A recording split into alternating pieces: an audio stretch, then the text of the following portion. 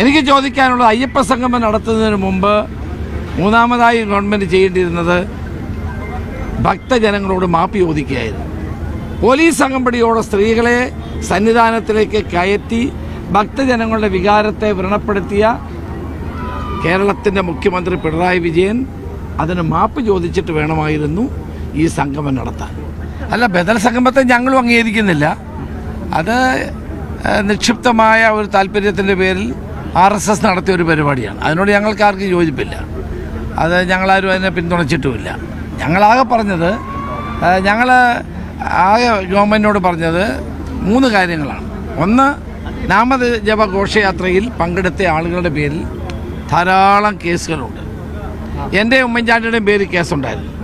ഞങ്ങളവിടെ പമ്പയിൽ സമരം ചെയ്തെന്ന് പറഞ്ഞു. ഞങ്ങളെപ്പോലെ ധാരാളം ആളുകളുടെ പേരിൽ കേസുണ്ട്.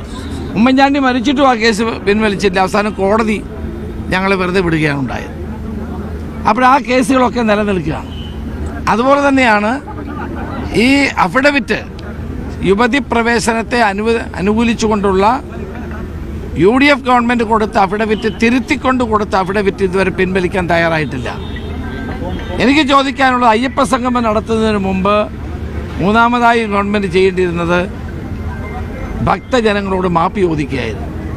പോലീസ് അകമ്പടിയോടെ സ്ത്രീകളെ സന്നിധാനത്തിലേക്ക് കയറ്റി ഭക്തജനങ്ങളുടെ വികാരത്തെ വ്രണപ്പെടുത്തിയ കേരളത്തിൻ്റെ മുഖ്യമന്ത്രി പിണറായി വിജയൻ അതിന് മാപ്പ് ചോദിച്ചിട്ട് വേണമായിരുന്നു ഈ സംഗമം നടത്താൻ. അദ്ദേഹത്തിൻ്റെ പ്രസംഗത്തിലും അതിനെപ്പറ്റി ഒന്നും സൂചിപ്പിച്ചില്ല.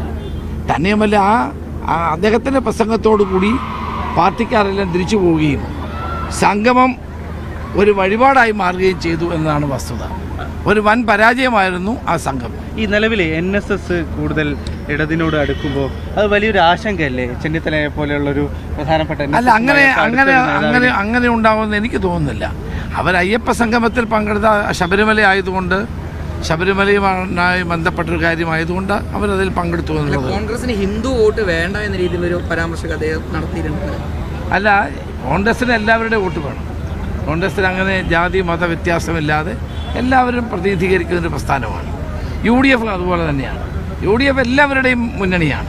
ഞങ്ങളങ്ങനെ ഏതെങ്കിലും ഒരു വിഭാഗത്തിൻ്റെ മുന്നണിയല്ല. എല്ലാവരുടെയും മുന്നണിയാണ്.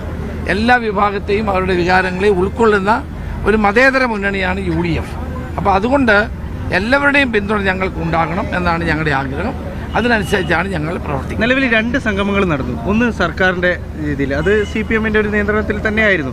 രണ്ടാമത്തേത് ഒരു BJP നിയന്ത്രണത്തിൽ, RSS ആണത് സംഘടിപ്പിച്ചതെന്ന് ചെന്നിത്തല തന്നെ പറയുന്നു. അല്ല, കോൺഗ്രസ് വത്സൻ തില്ലങ്കേരി പങ്കെടുത്ത പിന്നെ അത് RSS-ന്റെ സംഗമമാണ്. അതെ അതെ, ഞങ്ങൾ അങ്ങനെ സംഗമം നടത്താൻ തീരുമാനിച്ചിട്ടില്ല. ഞങ്ങൾ ഭക്തജനങ്ങളോടൊപ്പമാണ്, വിശ്വാസികളോടൊപ്പമാണ്. വിശ്വാസികളുടെ വികാരത്തെ വ്രണപ്പെടുത്തിയ ഈ ഗവൺമെൻറ് നടപടിക്കെതിരെ ഏറ്റവും ശക്തമായ മുന്നേറ്റം നടത്തിയിട്ടുള്ളത് കോൺഗ്രസും UDF-ഉം. അല്ലെ, ഞാൻ പറയുന്നത്, ഞാനിപ്പോൾ എല്ലാവർക്കും മറുപടി പറയാൻ ഞാൻ ഉദ്ദേശിക്കുന്നില്ല. ഞാൻ പറഞ്ഞത് ഞങ്ങളുടെ നിലപാട് ഇതാണ്. ഞങ്ങളുടെ നിലപാട് ഈ കാര്യത്തിൽ വളരെ വ്യക്തമാണ്. ആചാര സംരക്ഷണത്തിന് വേണ്ടി കൊടുത്ത അഫിഡവിറ്റ് എന്തുകൊണ്ട് ഗവൺമെൻറ് പിൻവലിക്കുന്നില്ല? നാമജപ ഘോഷയാത്രയിൽ പങ്കെടുത്തവരുടെ പേരിലുള്ള കേസ് എന്തുകൊണ്ട് പിൻവലിക്കുന്നില്ല? അപ്പോൾ ഭക്തജനങ്ങളെ കബളിപ്പിക്കുകയാണ് ഗവൺമെൻറ് ചെയ്തത്. അതുകൊണ്ടാണ് ഞങ്ങൾ അതിൽ പങ്കെടുക്കാതിരുന്നത്. ഞങ്ങൾ ബോയ്ക്കോട്ട് ചെയ്യണമെന്നൊന്നും പറഞ്ഞിട്ടില്ല. ഞങ്ങൾ അതിൽ മാറി നിന്നത് അതുകൊണ്ട്. ഈ കാര്യങ്ങളൊക്കെ NSS-നെ ബോധ്യപ്പെടുത്തും. വരട്ടെ, സമയമുണ്ടല്ലോ.